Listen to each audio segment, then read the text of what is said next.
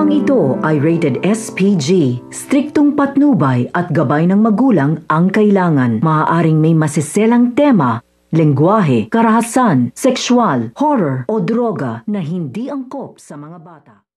Ang pagtatalo nito nga si Michael at ito nga si Robert. Dahil ito nga pag-uusap nito nga ni Robert at ito nga ni Michael ay mauuwi nga ito sa pagtatalo. At masasaksihan naman nito nga si Moira. Dahil ito nga si Moira ay nagtungo nga ito dito nga sa ospital upang dalawin nga na dito ito nga kanyang anak at kamustahin nga ito. Pero ang madadatnan nga dito nito nga ni Moira ay ito nga si Michael at ito nga si Robert ay nagtatalo nga ito tungkol nga daw dito nga daw sa sikreto. Kaya nga ito nga si Moira ay nilapitan nga na dito ito nga si Michael at ito nga si Robert upang pahintuin nga ito sa kanilang pagtatalo dahil nakakabulabog na nga daw sila ng mga pasyente dito nga daw sa ospital. At itatanong nga rin ni Moira kung ano nga daw ba ito nga daw sikreto na kanilang pinag-uusapan. Kaya nga ito nga si Michael ay sinabihan nga na dito ito nga si Robert na siya na nga daw ang magsabi dito nga kay Moira dahil pag hindi nga daw siya nagsalita at hindi pa rin niya daw sinabi dito nga kay Moira ito nga daw sikreto ay siya na nga daw ang magsasalita at magsasabi